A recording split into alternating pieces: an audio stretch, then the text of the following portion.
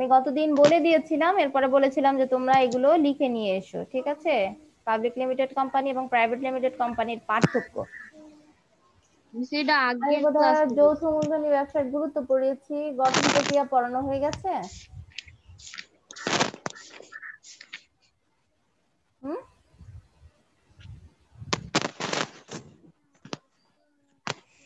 কোথায় ছিলাম? ব্যবসায় গঠন প্রক্রিয়া, তাই তো? গুরুত্ব বোধহয় শেষ হয়েছে। দেখো, বাংলাদেশে প্রচলিত 1994 সালের কোম্পানি আইন অনুসারে কতগুলো ধারাবাহিক প্রক্রিয়া অনুসরণ করে, অর্থাৎ এগুলো স্টেপ বাই স্টেপ আমাদেরকে। এ কি, সবার ক্যামেরা একসাথে অফ? কাউকে দেখা যাচ্ছে না। আমাকে দেখা যাচ্ছে। হ্যাঁ, ইলমাকে দেখা যাচ্ছে, নাদিয়াকে দেখা যাচ্ছে, এখন আবার সবাইকে দেখা যাচ্ছে। মিস আমারটা তো অনই ছিল। আচ্ছা,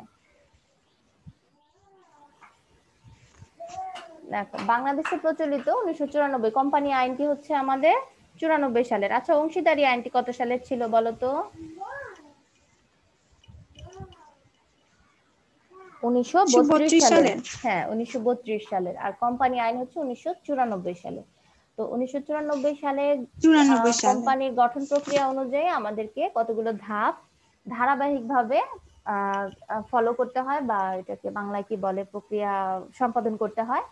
যেমন এটি হচ্ছে 4টি। এই লাইনটি আন্ডারলাইন করো যে কোম্পানির গঠন প্রক্রিয়া সাধারণত কয়টি পর্যায় বা ধাপ রয়েছে। 4টি। পেয়েছো লাইনটা?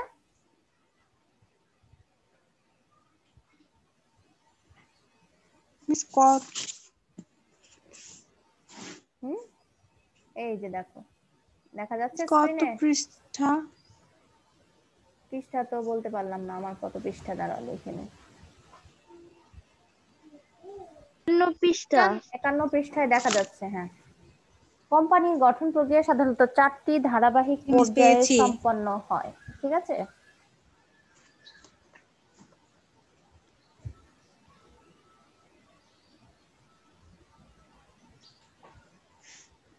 এগুলো প্রথমটি হচ্ছে উদ্যোগ গ্রহণ পর্যায়।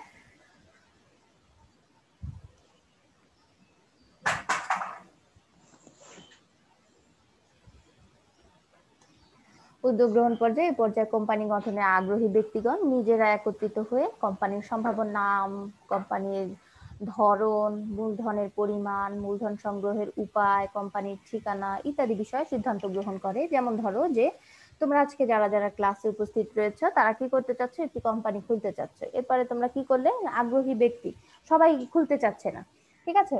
তো এর মধ্যে থেকে আগ্রহী যারা যারা আছে, যেমন ধরো যে প্রথম 3জন যারা আছে আমার ভিডিওতে আমি দেখতে পাচ্ছি, ইলমা, নাদিয়া আর হচ্ছে যে লুবনা, এই 3জন আগ্রহী, ঠিক আছে?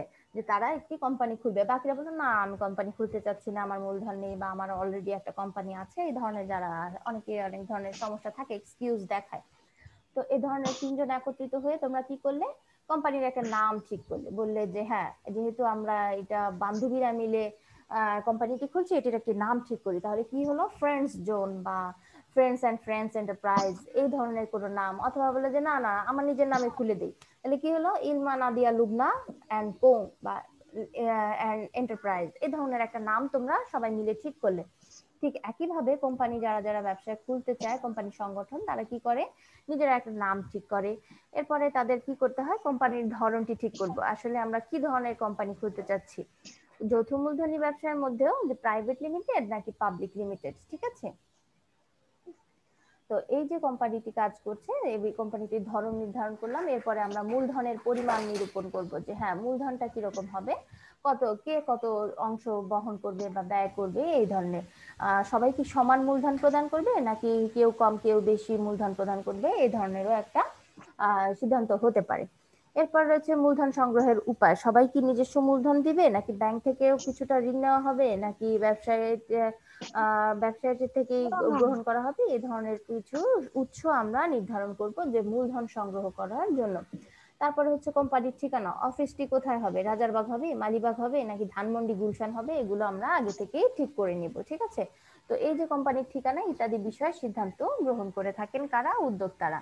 তো উদ্যোক্তাগণ ব্যবসা সংগঠনের সম্ভাব্য নাম স্থির করে থাকেন, অর্থাৎ যে ব্যবসায়ী সংগঠনটির নাম কি হবে এটি সবার আগে নিবন্ধন করতে হবে এবং সেখান থেকে ছাড়পত্র নিতে হবে।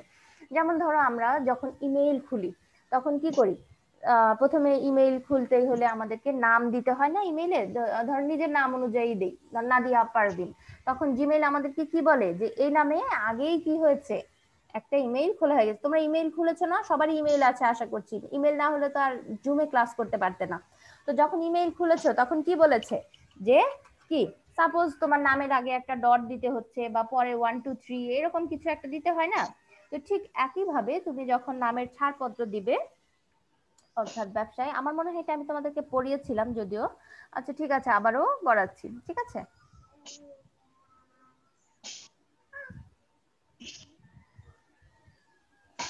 আচ্ছা, তো এই যে নিবন্ধনের অফিস থেকে আমরা নামের ছাড়পত্র সংগ্রহ করলাম, সেটি আমাদেরকে সংগ্রহ করতে হবে। যে হ্যাঁ, তুমি যদি তোমার নামে অন্য কেউ ব্যবসায় না খুলে থাকে সেক্ষেত্রে তুমি ওই নামটি গ্রহণ করতে পারবে, আর যদি অন্য কেউ তোমার নামটি ব্যবহার করে ফেলে সেক্ষেত্রে তো নিবন্ধক অফিস বলবে যে হ্যাঁ এই নামে আর কোনো কোম্পানি খোলা যাবে না, আপনি নাম পরিবর্তন করুন বা নতুন নাম প্রদান করুন, ঠিক আছে। তো এটি ছাড়পত্র সংগ্রহ করার চেষ্টা করবে। এরপরে হচ্ছে দলিল পত্র প্রণয়ন, শুধু ব্যবসা পরিচালনা করলেই হবে না, ব্যবসায়ের জন্য আমাদেরকে দলিল পত্র দিতে হবে প্রয়োজনীয়।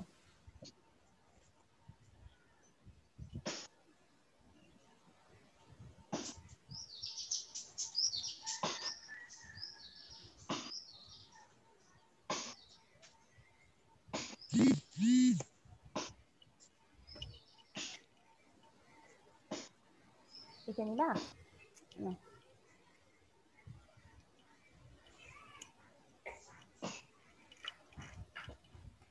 আচ্ছা, তো এই যে নামটি আমরা দিলাম, এরপরে আমাদেরকে দুটি গুরুত্বপূর্ণ দলিল প্রণয়ন করতে হবে কোম্পানির জন্য, যে দলিলগুলো খুবই গুরুত্বপূর্ণ সেটি হচ্ছে দুইটি। একটা হচ্ছে দিয়ে তোমার কোম্পানির সংঘলিপি সংঘস্মারক, আর একটা হচ্ছে স্মারকলিপি বা পরিমেল নিয়মাবলী, যাকে যেটাই বলা হয়ে থাক না কেন, এই তো পুরো টপিকসটা খুবই ইম্পর্টেন্ট। একটি হচ্ছে স্মারকলিপি, অন্যটি হচ্ছে পরিমেল নিয়মাবলী। তো স্মারকলিপিকে কোম্পানির মূল দলিল বলা হয়, লাইনটি আন্ডারলাইন করে ফেলবো আমরা। আসসালামু আলাইকুম। ওয়ালাইকুম সালাম। আর না, এটা কেউ না।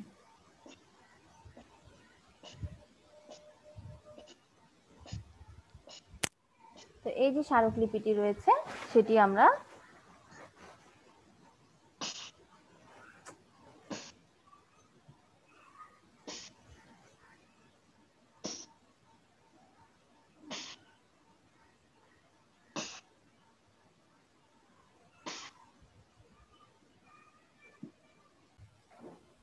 নিবন্ধিত কার্যালয়ের ঠিকানা, তারপর ব্যবসায়ের উদ্দেশ্যটি কি সেটিও আমাদেরকে নির্ধারণ করতে হবে অবশ্যই। কোম্পানির একটি সঠিক উদ্দেশ্য বা সফল উদ্দেশ্য থাকতে হবে যে হ্যাঁ আমি এই উদ্দেশ্যে ব্যবসাটি পরিচালনা করছি। এখন তোমার প্রতিষ্ঠানটি কি সেবা প্রতিষ্ঠান নাকি ক্রয় বিক্রয়কারী প্রতিষ্ঠান নাকি পণ্য আমদানি রপ্তানি প্রতিষ্ঠান, সেটি তোমাকে নির্ধারণ করতে হবে, ঠিক আছে। এরপর কোম্পানির উদ্দেশ্য আর মূলধনের পরিমাণ, যেটি আমরা আগেই জেনেছিলাম যে আসলে কে কি পরিমাণে মূলধন প্রদান করবে এবং মূলধনটা কি হবে সেটি আমরা জানবো, মূলধনের পরিমাণ। এরপরে হচ্ছে শেয়ার মালিকদের দায় দায়িত্ব, যারা যারা ব্যবসাটি খুলতে যাচ্ছে তারা আসলে কি কি দায়িত্ব পালন করবে সেটিও আমাদেরকে নির্ধারণ করতে হবে এবং ব্যবসায় উদ্দেশ্য নির্ধারণ হয়ে থাকবে। এবার হচ্ছে ন্যূনতম চাঁদার একটি ব্যাপার আসে যে হ্যাঁ এটি কিন্তু চাঁদাবাজির চাঁদা নয়, কোম্পানি খুলতে হলে আমাদেরকে অবশ্যই কি ন্যূনতম একটি চাঁদা প্রদান করতে হয়, যেটি প্রাইভেট লিমিটেড কোম্পানির ক্ষেত্রে গঠিত হয়ে থাকে,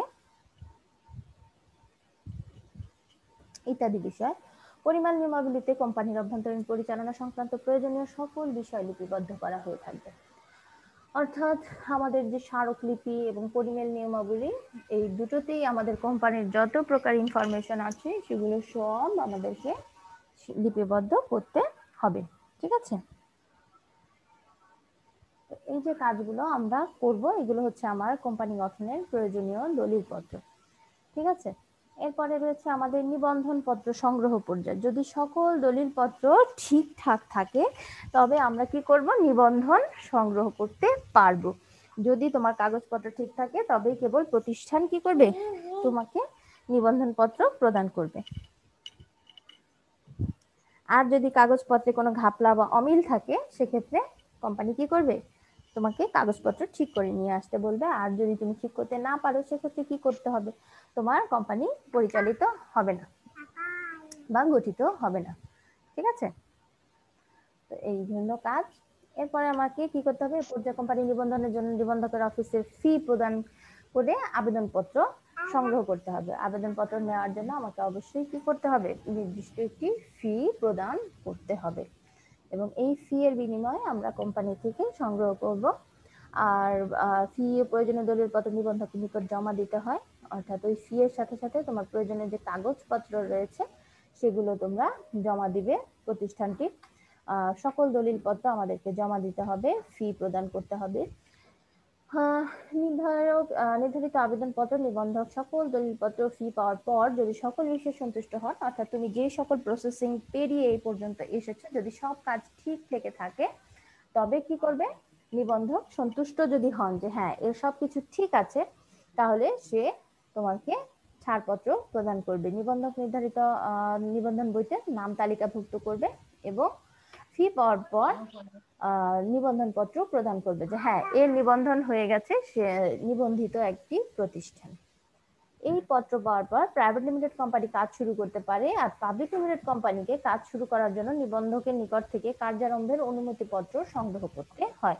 তাহলে আমরা দেখো নিবন্ধিত হওয়ার পর কার কাছ থেকে অনুমতি, কোন কোম্পানির অনুমতি নিতে হয়, পাবলিক লিমিটেড কোম্পানি। আর নিবন্ধন পত্র পাওয়ার পরপরই কাজ শুরু করতে পারে কে,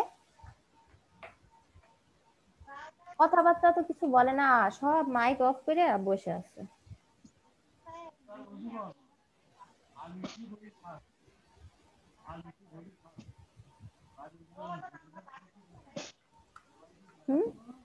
আমি তো মাত্রই পড়লাম, আহারে এইটুকু যদি বলতে না পারো তাহলে কিভাবে হবে বলো তো। নিবন্ধিত হওয়ার পর পর প্রাইভেট লিমিটেড কোম্পানি কাজ শুরু করতে পারে, আর পাবলিক লিমিটেড কোম্পানির অনুমতিপত্র নিতে হয়। কার্যারম্ভের অনুমতিপত্র নিয়ে তারা ব্যবসাটি শুরু করবে। তাহলে কার্যারম্ভ পর্যায়ে কি আছে সেটি আমরা দেখব। পাবলিক লিমিটেড কোম্পানিকে কার্যারম্ভের অনুমতি পাওয়ার পর বা পাওয়ার জন্য ন্যূনতম চাঁদা বা মিনিমাম সাবস্ক্রিপশন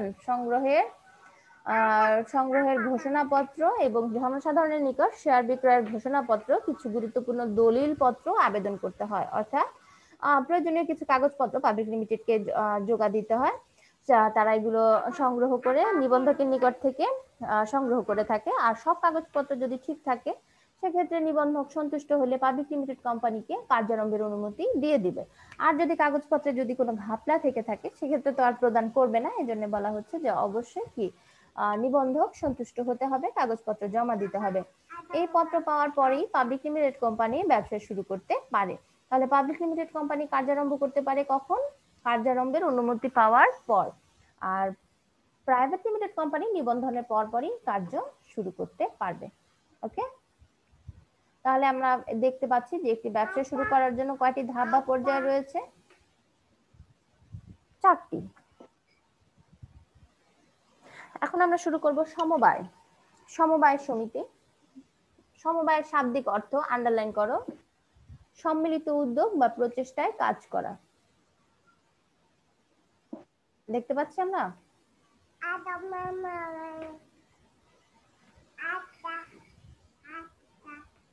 সম্মিলিত উদ্যোগ বা প্রচেষ্টায় কাজ করা। সম্মিলিত প্রচেষ্টায় এগিয়ে যাওয়ার অনুপ্রেরণা ও চিন্তা থেকেই সমবায়ের উৎপত্তি। তাহলে এটিও আন্ডারলাইন করো, সমবায়ের উৎপত্তি হয়েছে কোত্থেকে, সম্মিলিত। সম্মিলিত মানে সবাই একসাথে এগিয়ে যাওয়ার উদ্দেশ্যে সমবায় গঠিত। শিল্প বিপ্লব ও প্রযুক্তি নির্ভর বৃহদায়তন ব্যবসায় সংগঠনের বিকাশের ফলে পুঁজিবাদী সমাজ ব্যবস্থার ভিত যত মজবুত হতে থাকে এর প্রভাবে সমাজের অর্থনৈতিক বৈষম্য তত বাড়তে থাকে। অর্থাৎ শিল্প বিপ্লবের পরে কি হলো, দেখা গেল ধনীরা আরো ধনী হচ্ছে আর গরিবরা কি আরো গরিব হয়ে যাচ্ছে। এই যে বৈষম্য বা অসমতা, এটি দূর করার জন্যই সাধারণত সমবায়ের উৎপত্তি হয়েছিল, যে সবাই সমান থাকবে, সম্মিলিতভাবে প্রচেষ্টা করে আমরা সবাই সমান হয়ে এগিয়ে যাব, কেউ আগে কেউ পিছিয়ে, কেউ ছোট কেউ বড়, এই ধরনের কোনো কাজ আমরা করব না। ঠিক আছে, তো পুঁজিবাদী সমাজের সৃষ্ট এই জাতীয় অর্থনৈতিক বৈষম্য ও দুরবস্থা থেকে মুক্তির প্রয়াসে বিশ্বের বিভিন্ন দেশে সমবায় সংগঠন গড়ে উঠেছে। তাহলে সমবায় সংগঠন কিভাবে গড়ে উঠেছে? পুঁজিবাদী সমাজ ব্যবস্থা থেকে মুক্তি থেকে দূর হওয়ার জন্য। এখানে কিন্তু খুব ইনফরমেটিভ একটা টপিক, এখানে অনেক ইনফরমেশন দেওয়া আছে। সর্বপ্রথম সমবায় আন্দোলনের সূচনা হয়েছিল পশ্চিম ইউরোপ, আন্ডারলাইন করো।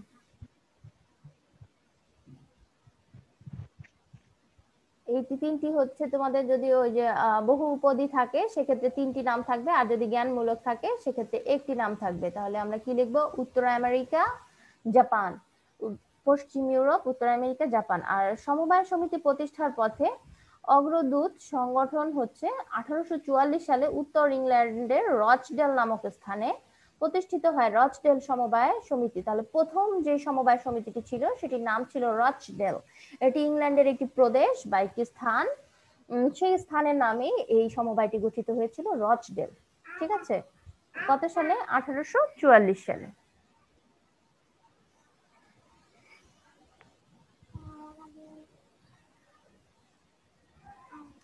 তো 28 জন তাঁতি শ্রমিকের 28 স্টার্লিং পাউন্ড পুঁজি নিয়ে প্রতিষ্ঠিত হয় এই সমবায় সমিতি। তাহলে কতজন তাঁতি মিলে এটি ব্যবসাটি শুরু করেছিল? 28 জন তাঁতি। ঠিক আছে? কত পয়সা নিয়ে? মানে প্রত্যেকে 1 পয়সা, যেটিকে বলা হয় স্টার্লিং পাউন্ড, ওদের মুদ্রা। ঠিক আছে? প্রত্যেকেই 1 স্টার্লিং পাউন্ড দিয়েছে। 28 জনে 28 স্টার্লিং পাউন্ড পুঁজি নিয়ে প্রতিষ্ঠিত হয়েছিল এই সমবায় ব্যবসাটি। তো বিশ্বের সর্বপ্রথম সমবায় ব্যবসা হিসেবে এটি গণ্য হয়। অর্থাৎ কোনটি? রচডেল সমবায় সমিতি। ঠিক আছে? এই সমিতির সদস্যদের আর্থিক অবস্থা ভালো ছিল না। তারা তাদের স্বল্প বেতন দিয়ে উচ্চ মূল্যের খাদ্য সামগ্রী ও নিত্য প্রয়োজনীয় দ্রব্যাদি ক্রয় করতে সক্ষম ছিল না। অর্থাৎ খাদ্যের যে দ্রব্য মূল্য অনেক উচ্চ স্তরের ছিল, সেটির জন্য তারা আসলে কি উপযোগী ছিল না, তারা খুবই দরিদ্র ছিল। তাদের এই যে দরিদ্র থাকার ফলে তারা এই সমবায় সমিতিটি গঠন করেছিল। তাদের নিত্য প্রয়োজনীয় যে দ্রব্যগুলো সেগুলো তারা সংগ্রহ করতে চাচ্ছিল। তো তারা তাদের স্বল্প বেতন দিয়ে উচ্চ মূল্যের খাদ্য সামগ্রী, নিত্য প্রয়োজনীয় দ্রব্যাদি ক্রয় করতে সক্ষম না থাকার কারণে নিজেদের মধ্যেই ক্রয় বিক্রয়ের ব্যবস্থা করেন। অর্থাৎ তারা নিজেরাই পণ্য সংগ্রহ করত এবং তারা নিজেরাই এই পণ্য বিক্রি করত, সেখান থেকে সংগ্রহ করা হতো।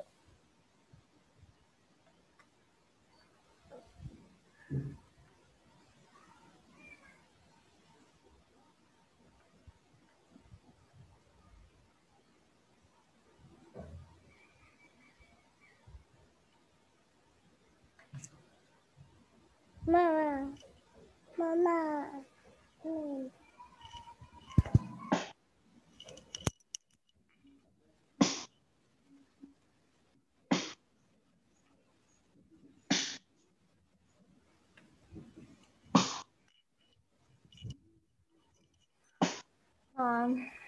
আরে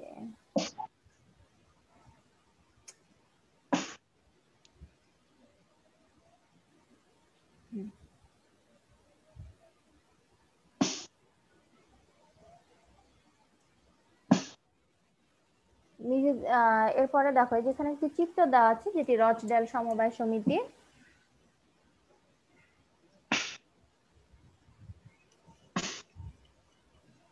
নিজেদের মধ্যে গণতান্ত্রিক মানসিকতা, পারস্পরিক আস্থা ও শ্রদ্ধাবোধ এবং সততাকে তারা এই ব্যবসায়ের পরিচালনার নীতি হিসেবে গ্রহণ করেছিলেন। এভাবে সমবায়ের যাত্রা শুরু হয়েছিল। অর্থাৎ তাদের মধ্যে কি গণতান্ত্রিক মানসিকতা ছিল, মানে সবাই সমান, কেউ ছোট কেউ বড় না, কেউ।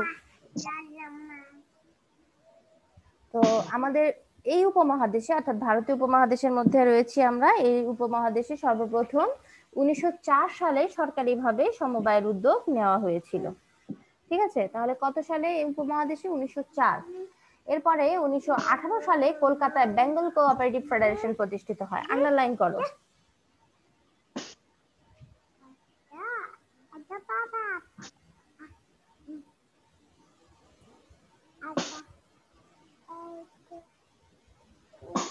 বেঙ্গল কোঅপারেটিভ ফেডারেশন প্রতিষ্ঠিত হয়েছিল 1918 সালে। 1959 সালে প্রখ্যাত সিভিল সার্ভিস কর্মকর্তা ডক্টর আক্তার হামিদ খানের নেতৃত্বে কুমিল্লায়, এটা খুবই ইম্পর্টেন্ট, এটা আমাদের দেশের, এটা একেবারে সুরস্ত করে ফেলবা, প্রতিটা লাইন ইম্পর্টেন্ট। তবে এটি আমাদের দেশের যেহেতু কুমিল্লা যাদের বাড়ি আছে তারা কি গিয়েছি বার্ড কুমিল্লা আছে কেউ? দেখো, ডক্টর আক্তার হামিদ খানের নেতৃত্বে কুমিল্লায় পল্লী উন্নয়ন একাডেমি অর্থাৎ বিএআরডি বার্ড প্রতিষ্ঠিত হওয়ার মাধ্যমে বাংলাদেশে এই সমবায় সমিতি জনপ্রিয়তা লাভ করেছে। বার্ড কত সালে প্রতিষ্ঠিত হয়? 1959 সালে। কোথায়? কুমিল্লায়। বাচ্চার শব্দ আসছে কার বাসা থেকে? আচ্ছা,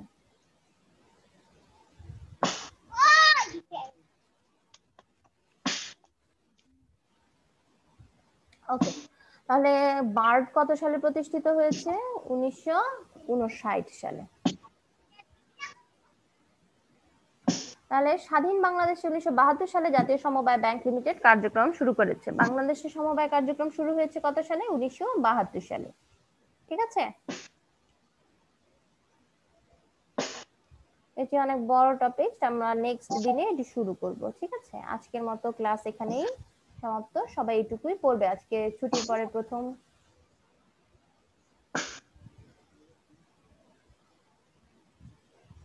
ক্লাস, এত বেশি পড়ালে আবার